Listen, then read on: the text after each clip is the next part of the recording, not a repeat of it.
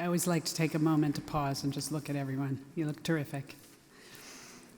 Undergraduates, master's students, faculty, staff, alumni, families, and our honored guests, welcome. Each fall, we gather here to mark the start of the new academic year. This year, 2025-26, is the year of the log. Everyone have one? I'll talk about that in a minute. As I mentioned in a community message that I just sent out the other day, the symbolism of the log comes from a quote by U.S. President James Garfield, who was in the class of 1856. And he said, "The ideal college is Mark Hopkins on one end of the log and a student on the other." Hopkins, from the class of 1824, was a highly respected professor and president of the college, not the professor of computer science, who currently bears that name. But perhaps he shares this wisdom.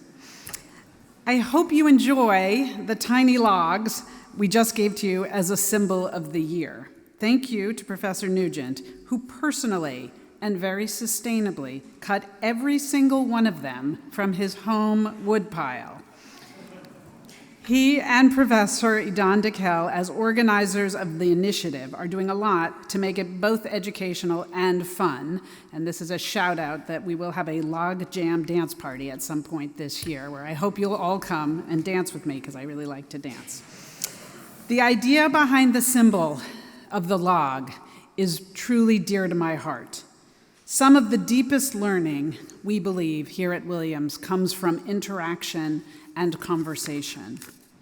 I myself came to this conclusion after years of thinking about how best to teach students to tackle successful topics. And initially, I used to think about this as a writing challenge. My father, who's a retired professor of English, taught me that, quote, "writing is a form that thinking takes."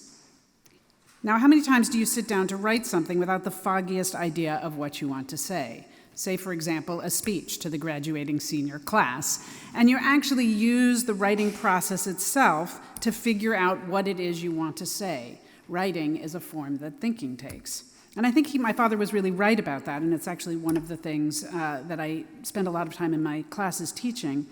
But I have come to also believe deeply that talking is a form that thinking takes. Now, most of us generally don't want to speak without thinking. We can say thoughtless things if we do that. On the other hand, we certainly mostly don't sort of stop and ponder before we say a thing. We just say the thing, and as we're saying it, we are thinking, right? Talking is a form that thinking takes.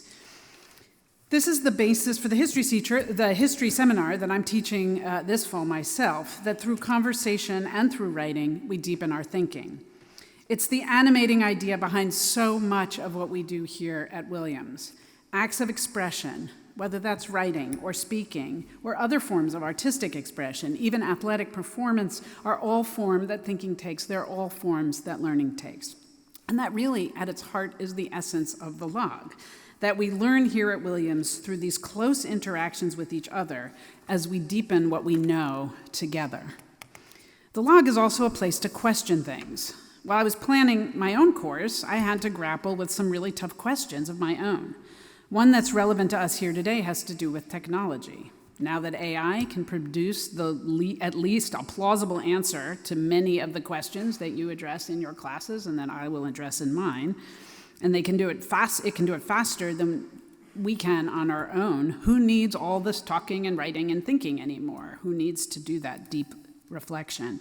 If we can just ask Claude, then isn't all that talking and studying and writing pretty inefficient? So obviously I don't think so. It's that messy, inefficient, stay up all night stuff where actually most of the value is. In the hard thinking, in the debates, the doubts you learn to overcome, the mistakes you have to correct to get beyond, the times you changed your mind, the false starts, the eventual breakthroughs, and most of all, the connections with each other.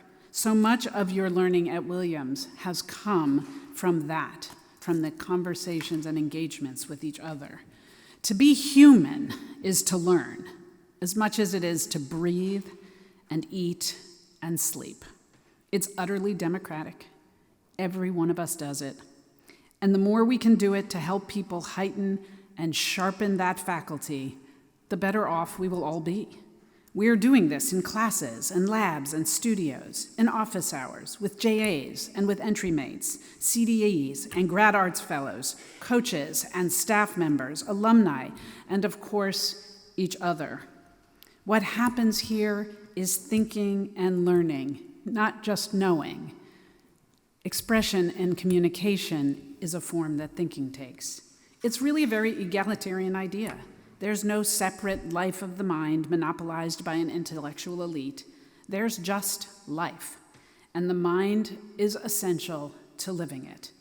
That is why I believe a high-quality education is essential and why everyone should have access to it. Every one of our medalists here today can attest to the power of that experience for them when they were here at Williams. They learned so much and have employed that learning to carry the idea of the log out into the world, using it to help others. What an honor that they've come now back here to campus to join us in this conversation and celebration. That, too, is the spirit of the log. So I hope it endures. I hope you keep that little wood block. There's actually more where it came from, so if you lose it, we've got more. Thank you, Christopher. He'll be hard at work all year sawing.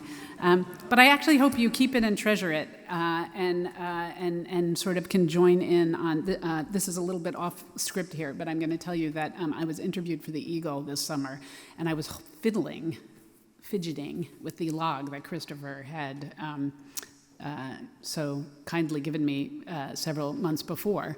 And the reporter took a picture of me with it, and then it ran in the Eagle. And the caption under the Eagle picture of me said something to the effect of President Mandel holds something of symbolic importance, or something like that. I don't remember the exact phrase, but they didn't explain what it was.